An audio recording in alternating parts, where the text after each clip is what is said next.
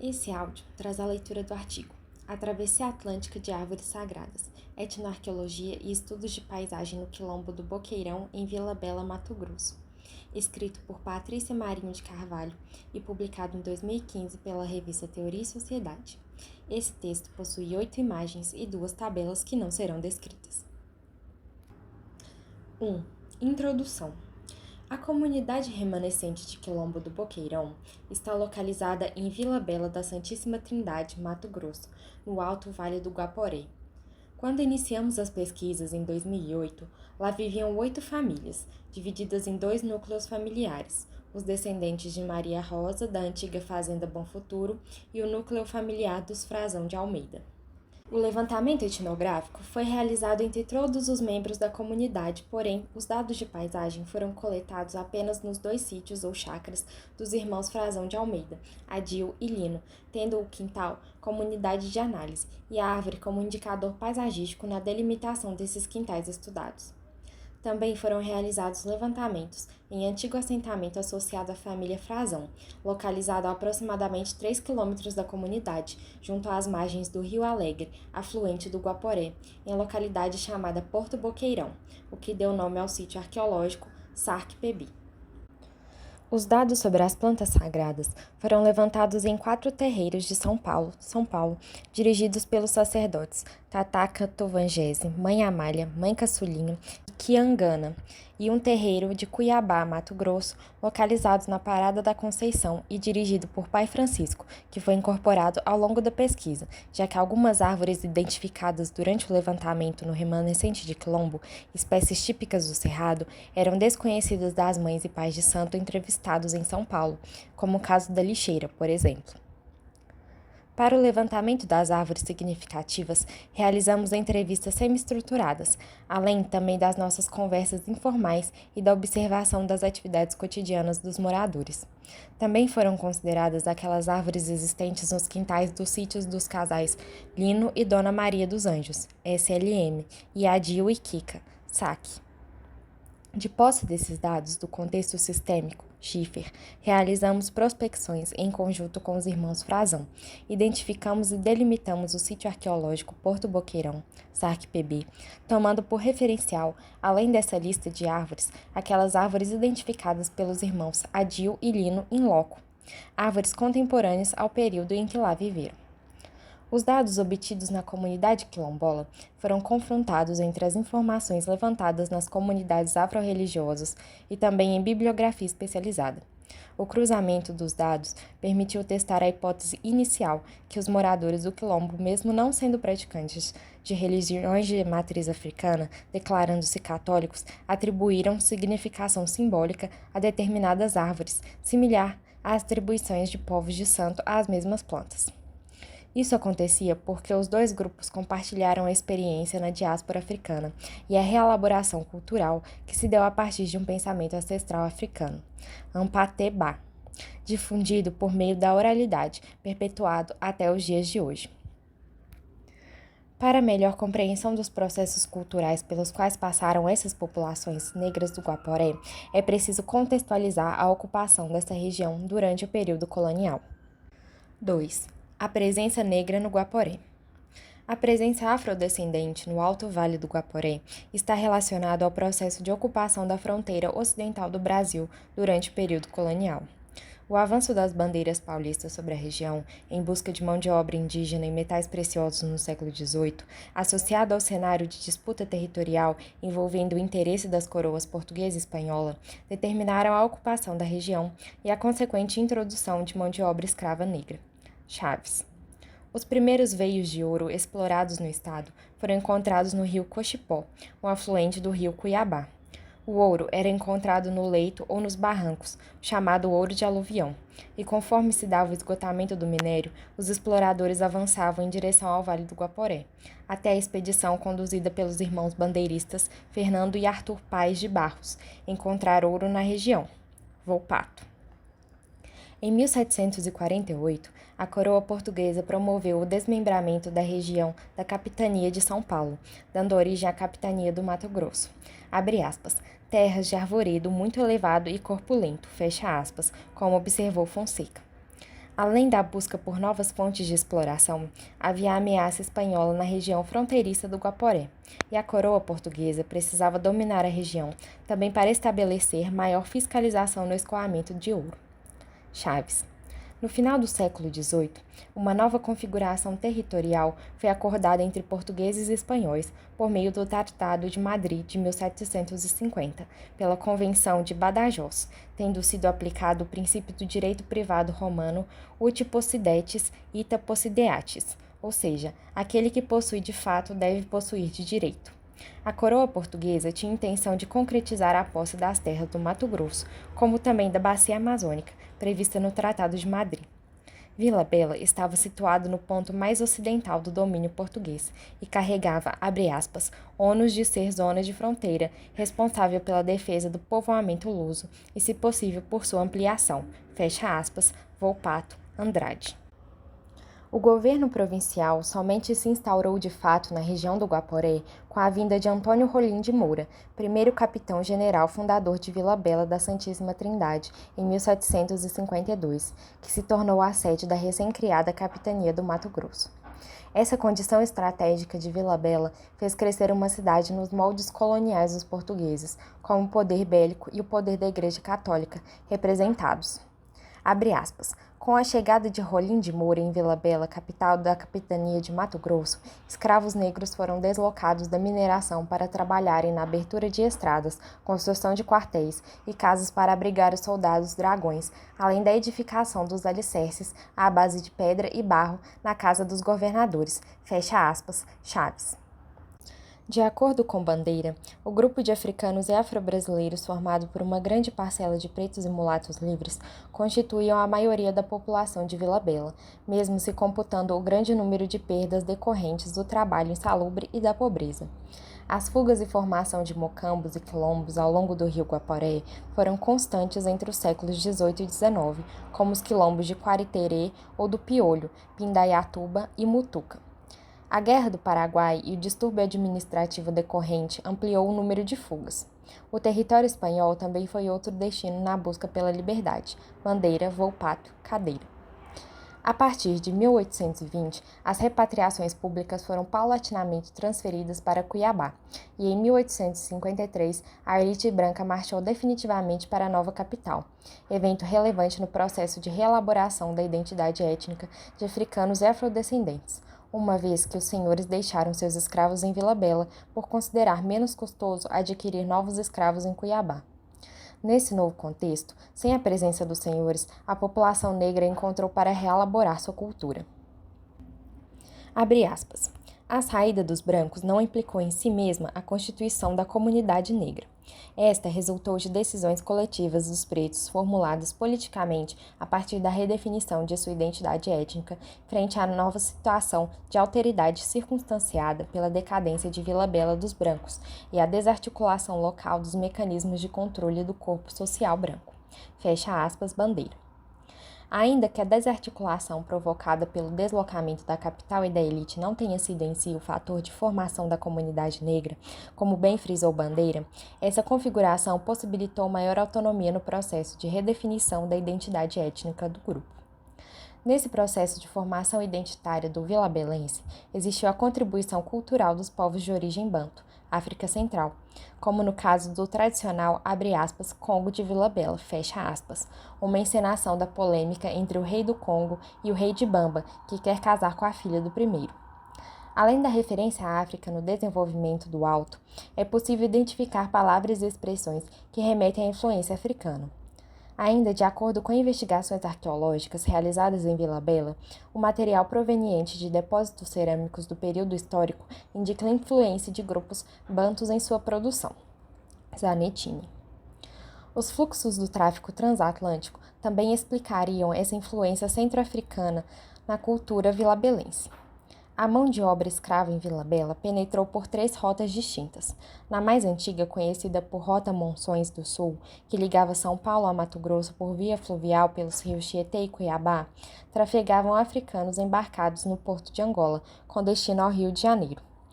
A segunda rota, por onde circularam africanos oriundos de Angola, Checheu e Guiné-Bissau, foi pela Belém-Pará, que esteve sob o domínio da Companhia Geral do Comércio Grão-Pará e Maranhão. A terceira rota estabeleceu o comércio Goiás-Cuiabá, por onde circularam africanos embarcados na costa da mina Simansk-Zanetim. O contingente de escravos da África Central foi majoritário, porém não se traduz em um purismo cultural, pois há de se considerar que, mesmo entre o grupo banto, havia representantes de várias etnias. Para Gilroy, a diáspora africana proporcionou uma comunicação entre diversos grupos étnicos que atravessaram o Atlântico e o navio negreiro foi o espaço privilegiado das trocas culturais. Por isso, o autor escolheu o navio, entre aspas, enquanto, abre aspas, símbolo organizador central, fecha aspas, no desenvolvimento de seu pensamento, que ele concebe como um, abre aspas, sistema vivo microestrutural e micropolítico em movimento, fecha aspas. Não podendo dissociar a identidade cultural dos descendentes de escravos africanos da experiência da escravidão e do racismo, nem tampouco pode se restringir aos, abre aspas, particularismos nacionalistas, fecha aspas. De acordo com Haywood, a formação de uma nova cultura teria começado ainda em solo africano. O mecanismo escravista levou à criação de, abre aspas, cultura litorânea homogênea, fecha aspas, entre os escravos capturados que aguardavam o embarque para as Américas, que se disseminou sobretudo pela origem centro-africana, origem de quase metade dos escravos africanos, dos escravizados que falavam, abre aspas, línguas muito próximas do banto ocidental, fecha aspas, o que facilitava a comunicação e as trocas culturais. Além de uma herança centro-africana comum, essa cultura litorânea que foi trazida para as Américas já existia na África, com elementos emprestados principalmente das práticas e pensamentos da Europa mediterrânea. Costa e Silva adota o pressuposto linguístico para a explicação da criação de uma cultura crioula em vista da proximidade das línguas faladas pelos vários povos da África Central, que pertencem à subfamília banto, entre aspas, da família linguística nígero-cordofaniana. Munanga, Costa e Silva. As culturas centro-africanas partilhavam de um referencial cultural comum. Apesar da diversidade de grupos étnicos, já que esses grupos compartilhavam cosmologias permeadas pela dualidade, abre aspas, fortuna e infortúnio, fecha aspas, na qual o bem, entre aspas, faz parte da ordem natural e as, abre aspas, forças malévolas, fecha aspas, ficam de fora. Kremer, Vazina e Fox. Nota 1. Apud Karachi. Acrescentam os autores que, sendo a fortuna o caminho natural dos seres humanos, qualquer acontecimento ou condição caracterizada como infortúnio seria atribuído à feitiçaria. A fortuna era ter uma vida boa, ter força, englobando valores ligados a, abre aspas, fecundidade genérica, fecha aspas, filhos, riqueza econômica, fartura em colheitas e caçadas, à produção e segurança e ao status social, tendo na, abre aspas, pureza ritual, fecha aspas, condição prévia para alcançar esses bens. De acordo com Karachi, referências presentes na literatura informam que, aos banhos frequentes dos cativos, também podem apontar para essa purificação ritual, e que existem ervas que estavam associadas aos escravos e que hoje são utilizadas por umbandistas em seus banhos.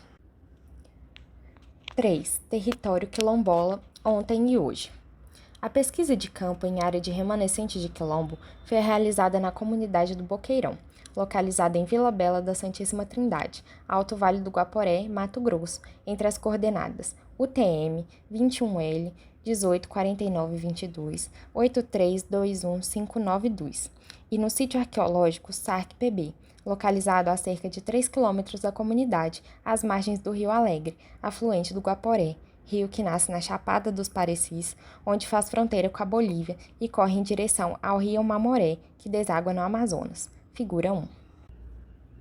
A região do Vale do Guaporé é caracterizada pela diversidade de biomas, que inclui florestas de influência amazônica e do cerrado, Abissábia, configurando-se em uma área de transição entre biomas, cujo clima é bem definido, apresentando uma estação seca, novembro a março, e outra chuvosa, dezembro a abril. Na comunidade do Boqueirão, durante a estação chuvosa, se dá a formação de uma piscina natural entre o Rio Alegre e a comunidade, área denominada pelos moradores de pântano, entre aspas. Já na estação seca, se formam bancos de areia no Rio Alegre e ao aumento da vegetação aquática, denominada tarope, entre aspas, que dificultam a navegação.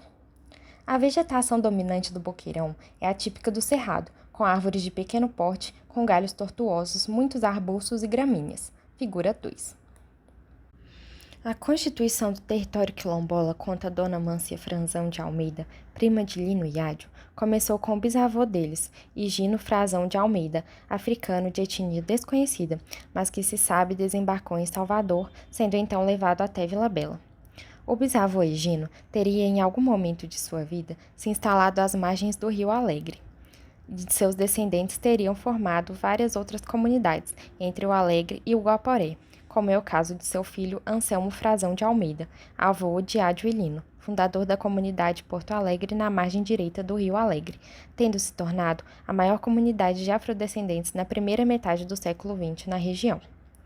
O último morador dessa comunidade vendeu suas terras para um fazendeiro da região e se mudou para a vila em 1985.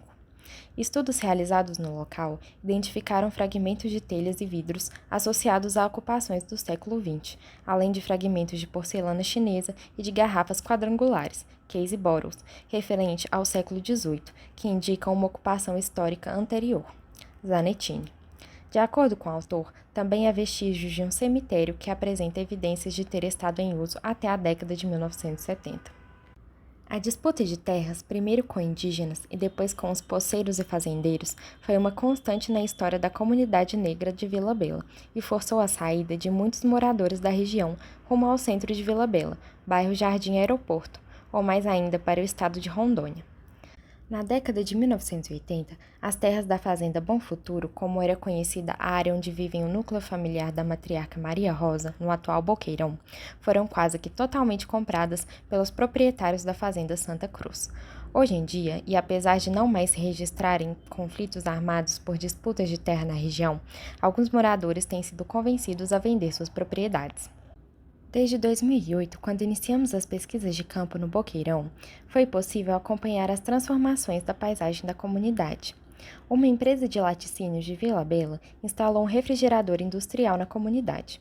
Esse processo, em parte relacionado à condição de, abre aspas, comunidade quilombola, fecha aspas, que proporcionou aos moradores acesso a financiamentos disponibilizados pelo governo federal para investimento na produção leiteira agrícola. A certificação da Fundação Palmares data de 30 de setembro de 2005. Os moradores do Boqueirão contaram que a criação de gado é uma atividade tradicional entre eles e, desde que tiveram acesso aos financiamentos, puderam adquirir novos animais, aumentando a produção, que agora gira em torno de 50 a 80 litros por família. A partir de 2010, uma empresa de laticínios de Vila Bela instalou um refrigerador industrial na comunidade, e assim todos podem armazenar sua produção de leite nesse recipiente e a empresa se encarrega de fazer o recolhimento regularmente. A paisagem do Boqueirão vai se transformando dia após dia. Os cerrados e as matas dão lugar a pastagens. Com o aumento do poder aquisitivo, novas casas de alvenaria estão sendo construídas em substituição às casas tradicionais. Em nossa última visita à comunidade no ano de 2011, Sr. Lino e Dona Maria dos Anjos haviam começado a construir sua nova casa de alvenaria, fora da área da moradia atual. Já Adil e Kika manifestaram a vontade de construir uma casa de alvenaria, porém querem manter a casa tradicional de pau a pique por questões afetivas, além de considerarem as casas tradicionais muito bonitas. Na propriedade do casal, há uma construção de alvenaria ainda inacabada, fora da área de estudo, a finalidade de abrigar a sede Assorequi, Associação de Remanescentes de Quilombo, antiga Acorebela.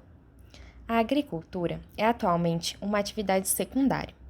Durante muitos anos, além da produção para subsistência, os quilombolas mantiveram plantações de excedente para ser comercializado no centro urbano, diretamente ao consumidor ou aos supermercados.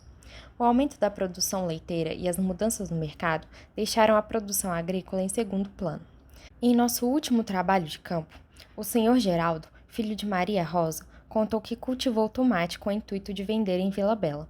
Porém, quando foi comercializar sua produção, o supermercado não quis aceitar, exigindo emissão de nota fiscal, além de certificados da Secretaria de Abastecimento. Ele terminou por distribuir o tomate entre conhecidos, que tampouco quiseram pagar pelo produto. Os moradores do Boqueirão se dividem entre católicos e evangélicos, e não identificamos casas de culto afro-brasileiros na cidade. Porém, não identificação dos templos religiosos não exclui a prática de rituais relacionados à religião dos ancestrais africanos da população de Vila Bela, conforme ficou evidenciado em conversas informais mantidas com moradores da cidade. As práticas religiosas afro-brasileiras não são bem vistas por muitos moradores de Vila Bela, que em sua maioria são católicos ou evangélicos, sendo comum ouvir de moradores histórias sobre os últimos feiticeiros, entre aspas, de Vila Bela. A raiz desse preconceito na comunidade está associada às relações sociais do período colonial. A repressão às práticas culturais dos descendentes de africanos é histórica na vila e não foi diferente no ano de 1773. Foi considerada pena grave a realização de batuques e ajuntamento de escravos. Amado e Anzai. 4. Etnoarqueologia em território quilombola. Quintais, plantas e seus significados. O levantamento da paisagem nos quintais do presente SLM e SAC do passado SAC-PB foi realizado nos sítios dos irmãos Lino e Ádio Frazão de Almeida, na comunidade Boqueirão, e é antigo assentamento onde a família Frazão viveu até a década de 1980, quando foram atingidos por uma grande enchente que inviabilizou a permanência deles no Porto Boqueirão. Além dos levantamentos de paisagem feitos nos quintais SLM e SAC, outras pessoas da comunidade contribuíram para a realização dessa pesquisa. Entre elas, Dona Sebastiana, 74 anos, filha da matriarca Maria Rosa. Dona Sebastiana, a Batica, nasceu em Vila Bela e é profunda conhecedora de inúmeras espécies vegetais, bem como de suas aplicações na medicina popular, alimentação, construção, entre outros usos. Ela alertou para o fato de que algumas espécies de vegetais, antes abundantes, já não são mais encontradas com facilidade ou até já desapareceram. No quintal de Dona Sebastiana, há algumas árvores nativas que foram conservadas por suas propriedades medicinais, como é o caso da aroeira, que entra na composição do melote, um xarope fortificante feito com a casca de árvores e açúcar. Porém, Batica não cultiva plantas com propriedades mágico-religiosas, como as observadas em outros sítios. Comigo Ninguém Pode, Espada de São Jorge, Pinhão, entre outras, pois ela é evangélica e não atribui tal significação ou propriedade às plantas. Dona Sebastiana se tornou evangélica há muitos anos, seguindo os passos da mãe Maria Rosa, convertida na década de 1950, influenciada pela, abre aspas, missão cristã, fecha aspas. O missionário holandês Pastor Gustavo Brinksen veio ao Brasil com o intuito de trabalhar na região amazônica, se estabelecendo em Vila Bela devido às reservas indígenas existentes na região. De acordo com Dona Sebastiana, o pastor Gustavo possuía um avião com o qual fazia o seu trabalho de evangelização e prestava assistência à população da região. Outra importante interlocutora foi Dona Mância Franzão de Almeida, prima de Lino e Ádio. Dona Mância, que morou no Porto Boqueirão na infância, hoje vive com sua família no Jardim Aeroporto, bairro situado à margem direita do Guaporé. Dona Mância trabalha com medicina popular à base de ervas. No Boqueirão, os sítios seguem uma configuração similar, com uma área cercada no entorno da casa que separa o quintal da área de pastagem e curral, que também são cercadas nas divisas entre as propriedades. Ainda que o sítio do Boqueirão possuam semelhanças entre si, optamos por estudar os quintais da família Frazão de Almeida, pensando em acessar a atribuição de significação simbólica a plantas. Para tanto, delimitamos o quintal como área de estudo dos sítios, por considerá-lo o espaço mais evidenciado nos estúdios de sítios afro-americanos, uma vez que se constituem extensões da moradia, onde diversas atividades cotidianas são realizadas. Heff e Bennett. Os quintais, entre aspas, são espaços onde são realizadas inúmeras atividades de caráter doméstico, de lazer, religiosidade e sociabilidade, ou seja, são espaços carregados de significados. Os autores citam as etnografias da África e do Caribe dos séculos XVIII a XIX, cujos dados poderiam atestar similaridade nos usos dos quintais entre populações africanas e afro-americanas do passado e também entre afro-americanas atuais. O quintal, portanto, pode ser considerado como um espaço de mudança e de reinvenção cultural. Zanettini. No levantamento do quintal, consideramos as estruturas domésticas, pomar, horta, espaço para a criação de pequenos animais, registramos todas as árvores e plantas existentes nos quintais e também seu posicionamento em relação às habitações. Nesse levantamento etnográfico e da paisagem realizado no contexto sistêmico, foi possível verificar que algumas plantas recebiam atribuições simbólicas e que muitas vezes essa atribuição determinava o local onde tais plantas foram plantadas. Esse tipo de informação também foi útil no contexto arqueológico, pois permitiu que delimitássemos o SARC-PB, relacionando essas informações com as evidências da superfície, tais como as marcas das antigas estruturas habitacionais, artefatos e também árvores ainda presentes no antigo assentamento e que eram significativas para os irmãos Frazão. Os sítios de Lino e Ádio, SLM e SAC fazem divisa e estão posicionados a noroeste do sítio arqueológico SARC-PB. Até 2006, o principal acesso à comunidade era fluvial Guaporé Alegre e a entrada principal dos sítios era voltada para essa direção. Com a construção da estrada em 2006, a entrada principal passou a ser a sudeste. A descrição dos sítios é iniciada a partir de sua face sudeste. 4.1 Sítio de Lino e Maria, SLM. A área de estudo do sítio SLM corresponde ao quintal, pode ser representada pelo polígono de coordenadas UTM 21L 0185403/8322256 e 0185380/8322195 frente e 0185276/8322237 e 0185297/8322296 fundos, totalizando uma área de aproximadamente 8.000 metros quadrados. Figura 3. Lino Frazão, que nasceu na comunidade Porto Alegre fundada por seu avô Anselmo, ainda criança, foi viver com a família no Porto Boqueirão. Quando Lino se casou com Dona Maria dos Anjos na década de 1970, os dois se mudaram para o local onde vivem atualmente, uma área mais elevada onde havia uma roça da família Frazão e apenas um paiol para o armazenamento do milho cultivado, e lá construíram a casa tradicional na qual vivem até hoje. Lino trabalhou muitos anos para os proprietários da fazenda Santa Cruz e atualmente se dedica à criação de gado e ovelhas.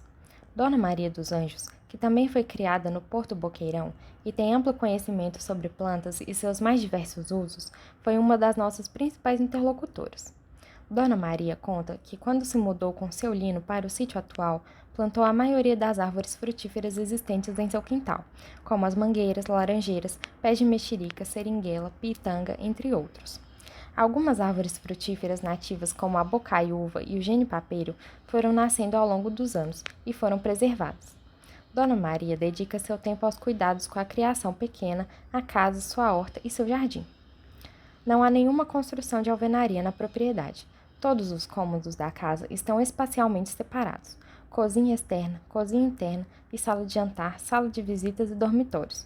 E são construídas a partir de técnicas tradicionais de pau a pique ou de madeira, recobertas por um telhado de folhas de babaçu. Figura 4. A primeira estrutura que se observa pela entrada principal do sítio é o moquiço, ou paiol, construído com madeira e folhas de babaçu, sendo utilizado para o armazenamento de ferramentas e demais produtos para a lida com a roça e as criações. Essa construção foi feita antes da abertura da estrada. Do lado oposto ao moquiço, no fundo do quintal, está o galinheiro, que comporta mais de 100 galinhas criadas por Dona Maria. Da entrada do sítio se avista o pomar e o restante das estruturas habitacionais. O primeiro deles é a cozinha externa, onde são acondicionados uma série de itens relacionados a atividades cotidianas. Há um freezer e também há alguns galões, onde é armazenada a água recolhida no poço artesiano, que fica ao lado da cozinha externa, área usada para lavar roupas e a louça. É na cozinha externa que a família recebe os visitantes. Por esse motivo, Dona Maria mantém lá um vaso com a planta Comigo Ninguém Pode, que, segundo ela, foi colocada estrategicamente no local para afastar energias negativas. O segundo conjunto é composto pela sala de jantar e a cozinha interna, onde está o fogão a lenha, panelas e mantimentos. No terceiro e último conjunto estão o banheiro, dormitórios e a sala de estar. Do lado de fora da casa, junto à parede da sala e dos dormitórios, antiga entrada principal, há um jardim repleto de plantas de proteção, como a espada de São Jorge, Comigo Ninguém Pode, guiné e a dracena vermelha, ou pomba-gira, como é chamada pela Dona Maria dos Anjos. Em frente a esse cômodo, há um pé de pinhão branco, planta com propriedades medicinais, usada para o tratamento de irritações que provocam coceira na pele, emagrecimento e também para combater o alcoolismo. Dona Maria contou que além do branco existe o pinhão roxo e o vermelho, todos indicados para proteção.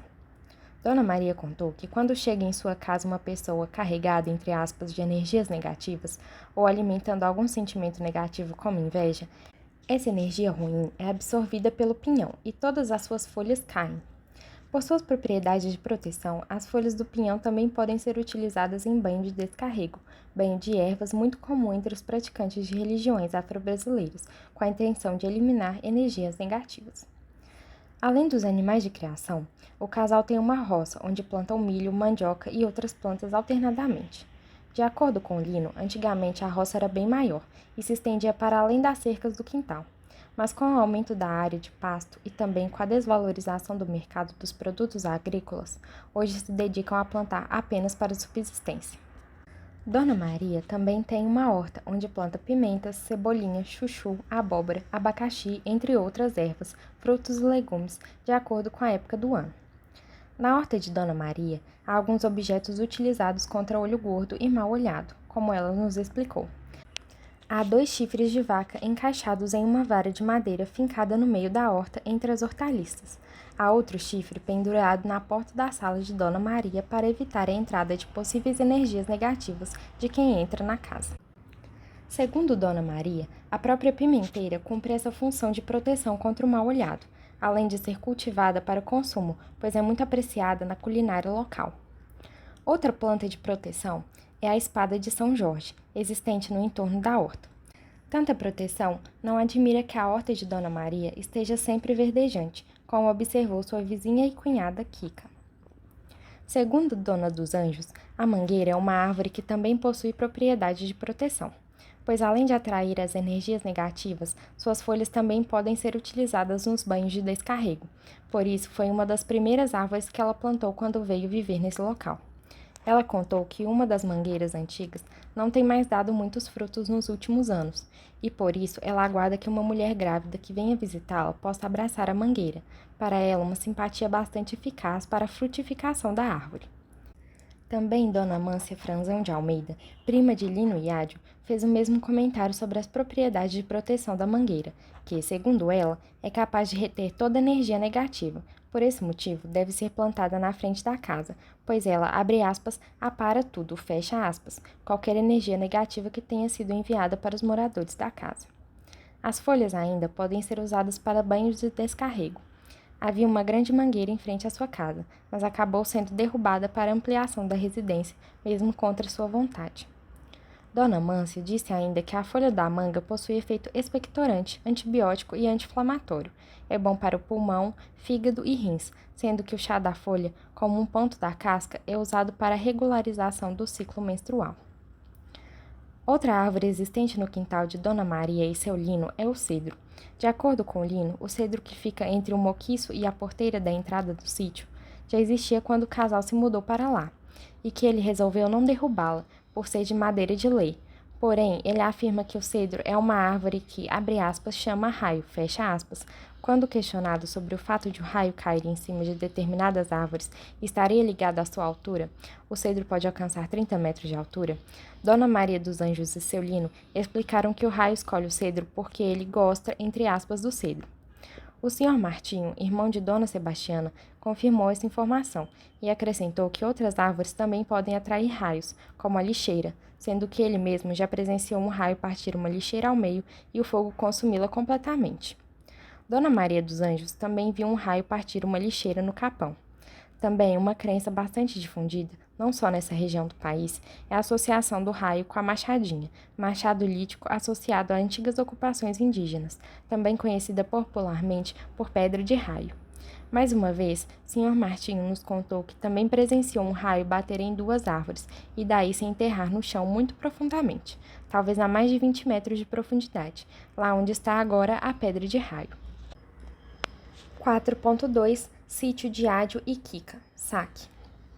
O sítio de Ádio e Kika pode ser localizado por meio da coordenada UTM 21L 018435/8321849, A área do quintal é de aproximadamente 2.500 metros quadrados. A casa de Ádio foi construída na década de 1980, quando a família Frazão deixou o Porto Boqueirão por causa da enchente e passou a ser administrada por Ádio após o falecimento de seu pai. Ainda durante o seu primeiro casamento, figura 5. Ádio vive com sua esposa Elisandra Botelho, conhecida por todos como Kika, e seus filhos Alessandra, Vana e Abedilson. Toda a família se envolve nos trabalhos cotidianos do sítio. Em geral, é Abedilson quem ajuda o pai na lida com o gado, enquanto Kika e Vana estão alimentando as criações pequenas, limpando a casa, cuidando da horta, etc.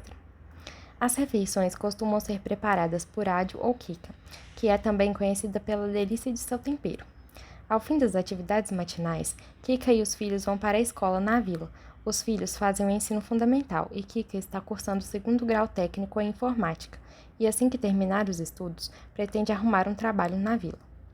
Kika também milita nas causas quilombolas e participou da fundação e administração da Associação de Remanescentes de Quilombo, atual Assorequi, e pensa que a união em torno do remanescente de Quilombo pode trazer melhorias para a vida das pessoas.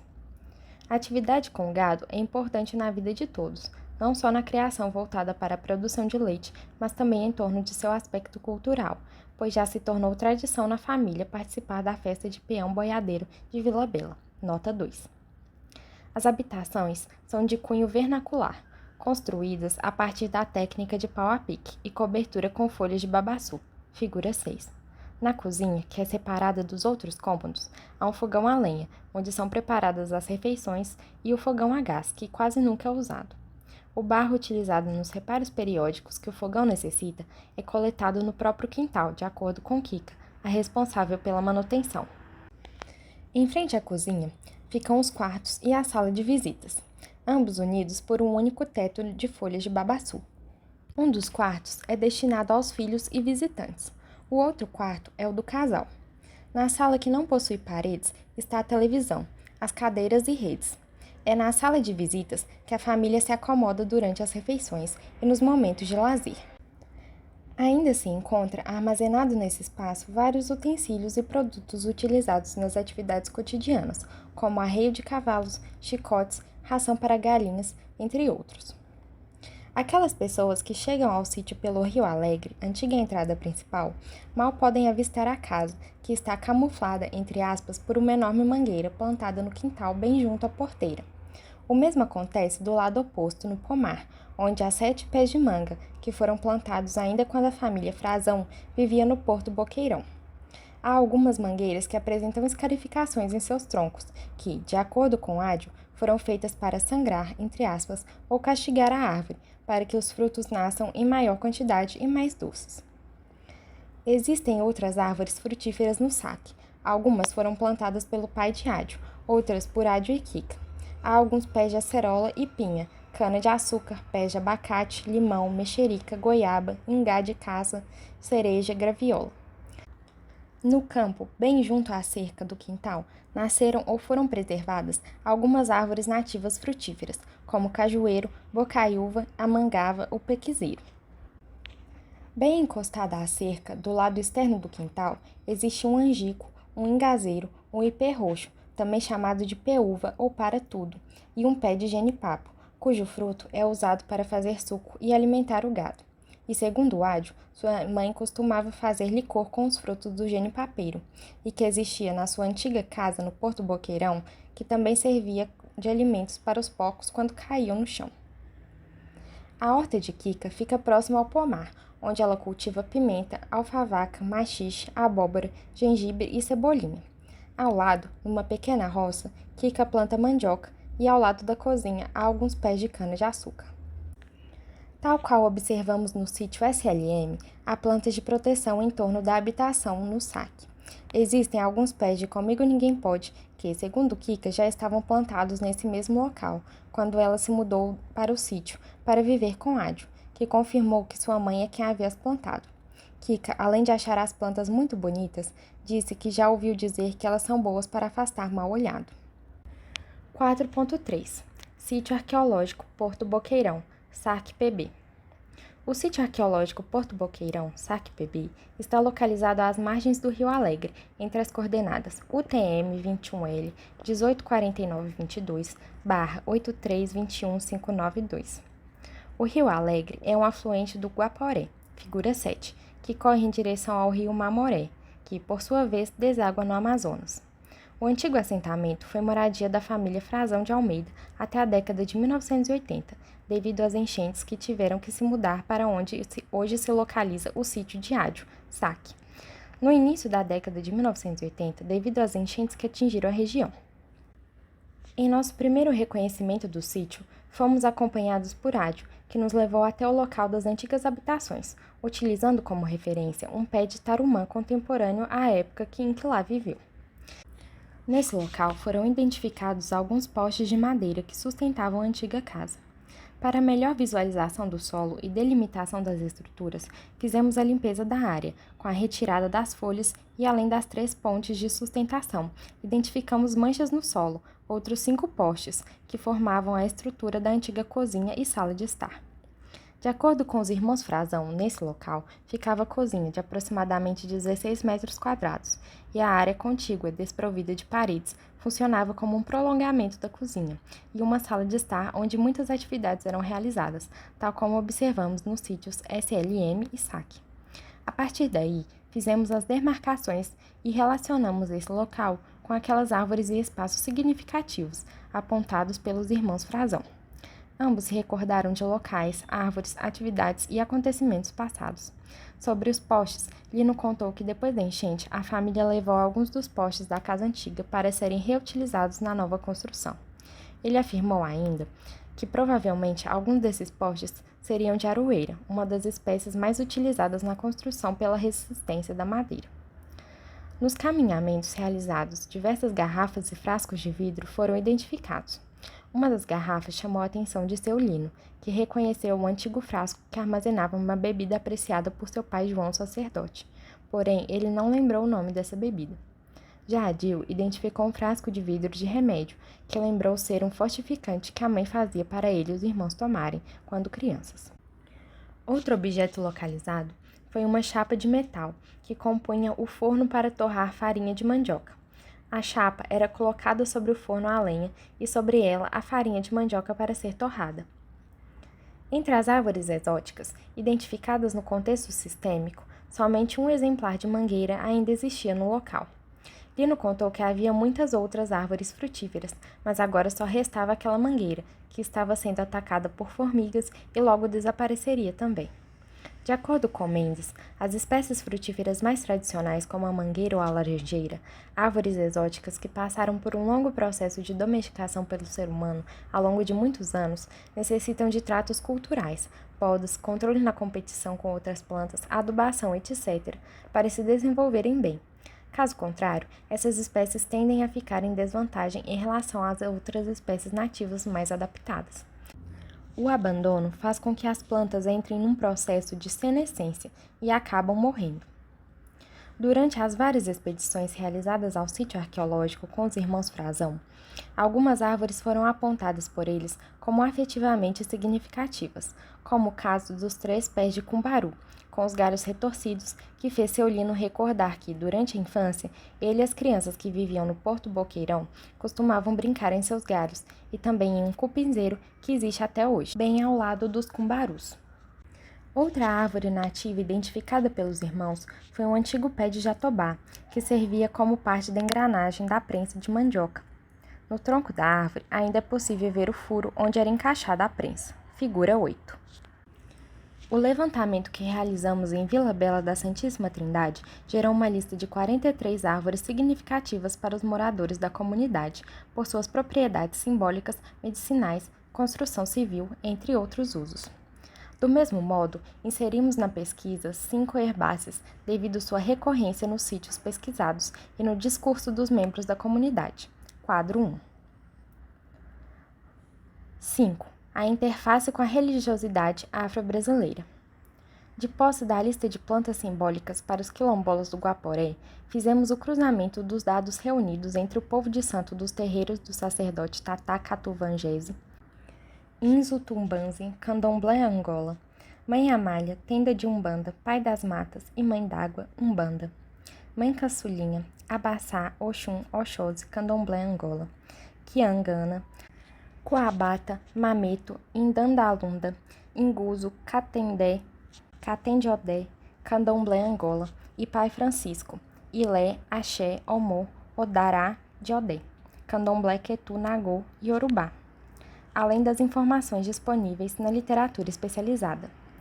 Os primeiros contatos estabelecidos com os sacerdotes foram em 2003, Tatá Catuvangese, Mãe Amália e Mãe Caçulinha, quando no âmbito da graduação em Ciências Sociais, FFLCH, USP. Iniciamos estudos sobre os arranjos culturais promovidos por africanos e seus descendentes no Brasil, no que diz respeito à redistribuição de plantas sagradas entre as divindades africanas no contexto de reorganização religiosa. A distribuição levou em consideração características morfológicas das plantas e os atributos das divindades a partir do conhecimento do sistema de crenças tradicionais africanas, no qual tudo está interrelacionado. Universo material e imaterial, a Pantebá, conhecimento difundido oralmente, geração após geração. Sob a denominação, abre aspas, religiões afro-brasileiras, fecha aspas, entendemos as distintas correntes religiosas que se formaram no Brasil a partir da memória de africanos e seus descendentes da diáspora africana nas Américas.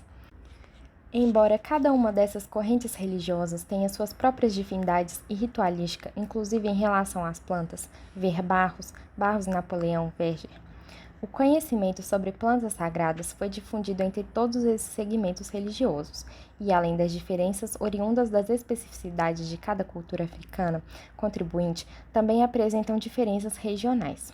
Por exemplo, no desenvolvimento da pesquisa, incluímos o terreiro de Pai Francisco, que fica na zona rural de Cuiabá, no Mato Grosso, porque algumas árvores típicas do Cerrado eram desconhecidas dos outros sacerdotes da pesquisa. Nas religiões de matriz africana, as árvores são sagradas e também podem ser consagradas a uma divindade, entendendo a consagração como um processo pelo qual uma força sobrenatural é translandada a um objeto, abre aspas. Esse ganha personalidade, adquire o poder, o axé do Deus ou do espírito que nele se fixa, fecha aspas, Cabreira. No caso das plantas herbáceas ou arbustivas, não há essa consagração. Porém, elas são também consideradas sagradas, são atribuídas às divindades e são utilizadas de rituais específicos, como na preparação de oferendas ou banhos rituais. A mangueira é uma árvore que pode ser consagrada, e suas folhas são amplamente usadas na ritualísticas religiosas. E nesse resumo da dissertação, foi a árvore simbólica escolhida para exemplificar o cruzamento de dados que realizamos.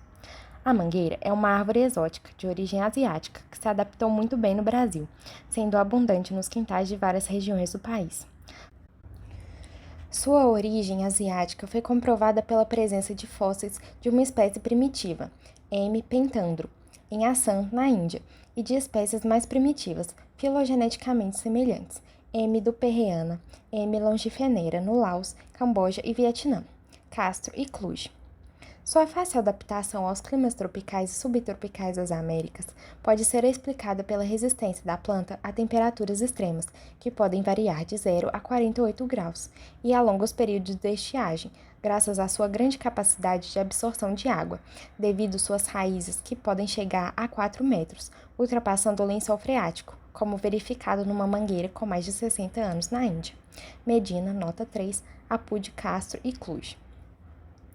Nos sítios estudados na comunidade Boqueirão, as mangueiras se concentram em 2 pontos dos quintais. Na frente, é comum encontrar uma mangueira solitária e, no fundo do quintal, várias outras mangueiras no pomar. De acordo com depoimentos dos moradores, a mangueira plantada na frente da casa também tem por finalidade proteger os moradores da casa contra energias negativas. No sítio arqueológico Sarque-PB, a mangueira que lá ainda reside foi plantada na parte da frente do quintal em relação ao Rio Alegre. Outro aspecto já descrito é o uso da folha da mangueira para banhos de descarrego, ser do conhecimento dos quilombolas do Boqueirão, que não são praticantes de religiões afro-brasileiras, mas em sua maioria católicos e também evangélicos. Já entre o povo de santo, a mangueira participa ativamente da ritualística. De acordo com Mãe Amália, O fruto da mangueira pertence a Yansan e também a Oxóssi. Já as folhas pertencem a Ogum e Exu e podem ser usadas em banhos de descarrego e também para forrar o chão do terreiro, pois além de ter, abre aspas, cheiro muito bom, fecha aspas, essas folhas ajudam na, abre aspas, abertura de caminhos, fecha aspas.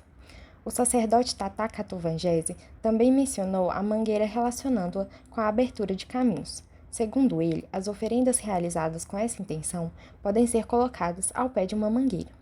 O sacerdote também disse que as folhas podem ser esparramadas no chão em dias de cerimônia nos terreiros Congo-Angola para afugentar os maus espíritos, pois é uma folha Inconde Incose, divindade do candomblé Angola, patrono da morte. Barros e Napoleão também fazem referência às folhas de mangueira que, espalhadas pelo chão, têm propósito de evitar a ação de, abre aspas, elementos mal intencionados, fecha aspas. De acordo com Kiangana, as folhas da mangueira também são dos Exus da Umbanda, por eles chamados de, abre aspas, Exus da rua, fecha aspas, ou, abre aspas, Exu beberrão, fecha aspas. Também pertence a Incose e Pambundila, entidades do candomblé Congo-Angola, sincretizados com Ogum e Exu, respectivamente. Kiangana disse ainda que as folhas da mangueira podem ser usadas em banhos de descarrego, porém, como é uma folha muito, abre aspas, forte e quente, fecha aspas, ela prefere não usá-la nesses banhos de limpeza. De acordo com a bibliografia consultada, as folhas de mangueira têm o seu uso bastante difundido entre os praticantes de religiões afro-brasileiras. De acordo com Katia Tori, as folhas da mangueira são utilizadas nos rituais de iniciação. Já para Barros e Napoleão, as folhas da mangueira entram em rituais de iniciação e banhos nas casas de candomblé Quetu e Angola. Ainda de acordo com outros autores, por seu grande porte na ausência da gameleira, a mangueira pode ser consagrada à divindade Iroko, divindade Yorubá, também conhecida por Orixá Árvore. Porém, em muitas casas de culto, também pertencentes a esse sistema Jeje-Nagô, ela está relacionada ao Orixá Exu. Também na Umbanda existe a figura de Exu, entre aspas, porém não é o equivalente ao Orixá Exu do candomblé Quetu. Na Umbanda, há uma divisão entre as linhas da direita e da esquerda, que é a linha onde trabalham os Exus, que tem por atribuição realizar rituais de descarrego em pessoas e ambientes. De acordo com Prandi, na Umbanda existe uma entidade suprema, o, abre aspas, Exu maioral, fecha aspas, ou, abre aspas, Exu sombra, fecha aspas, que é auxiliado por seus generais, dentre eles, abre aspas, Exu mangueira, fecha aspas. 6. Conclusão. As conclusões iniciais de nossa pesquisa, aqui resumida, demonstraram que a etnoarqueologia é uma importante ferramenta no estudo dos processos socioculturais pelos quais passaram africanos e seus descendentes, no contexto da diáspora africana e seus desdobramentos. As plantas, especialmente as árvores, são importantes referenciais na paisagem para a identificação e delimitação de sítios arqueológicos. No caso de sítios arqueológicos associados a contextos e populações negras tradicionais, nota 4, como é o caso da comunidade remanescente de Quilombo do Boqueirão, podemos pensar que as plantas oferecem também o atributo simbólico para a interpretação do modo de vida e da materialidade dessas populações. A consideração do aspecto simbólico de determinadas plantas como um dado etnográfico importante para a identificação e interpretação de sítios nesses contextos se ampara no reconhecimento do legado cultural que ultrapassa os limites das comunidades de cultos afro-brasileiros e que se perpetua nas crenças populares de uma parte da sociedade brasileira. A presença dos significados simbólicos atribuídos a determinadas árvores sugere que práticas de origem africana em Vila Bela vêm desde longa data e são relacionadas à origem cultural africana de seus habitantes e que ecoam até os dias atuais. Pensamos que uma investigação acurada sobre a religiosidade do vilabelense, desse ponto de vista da contribuição africana, é fundamental na construção de um banco de dados sobre plantas, contribuindo para futuras interpretações do registro arqueológico de populações negras tradicionais. A identificação da origem étnica de práticas ou de elementos culturais presentes nos remanescentes de Quilombo extrapolou os limites de nossa pesquisa, ainda que algumas evidências apontem para a influência da cultura banto, tendo na festa do Congo, talvez, sua maior conhecida expressão. No contexto específico do Quilombo do Boqueirão, porém, não encontramos, pelo menos até o momento, elementos que permitam fazer uma ligação direta com a África, senão dados à memória familiar recente e mesmo muito distante ancestral da parte de alguns membros mais antigos da comunidade. Que isso se configure também como mais uma contribuição para a inserção dos estudos afro-brasileiros na arqueologia, mas também como via para sua ampliação no campo das ciências humanas. Finalmente, os resultados obtidos com a investigação proposta nos levaram a reafirmar que os estudos arqueológicos que se propõem com a interpretação de sítios afro-brasileiros devem requerer que o pesquisador comprometimento com o saber local das comunidades afrodescendentes, configuradas pelo território e o modo de vida de quem se apropria dele e nele habita, adequando-o e transformando-o. O simbólico caracteriza não apenas os espaços, mas também o sistema de crenças e pensamento dos grupos afrodescendentes no Brasil. Fim do audiotexto. Eu sou a Adélia Leonel e gravei esse áudio para o projeto Feito para Escutar, uma audioteca de antropologia e arqueologia. Esse projeto é coordenado pelo Colegiado de Graduação de Antropologia e Arqueologia da UFMG, com apoio do edital PEDEG 2025 da Prograde UFMG. Consulte o guia de audiotextos do nosso projeto para saber mais sobre nossas escolhas.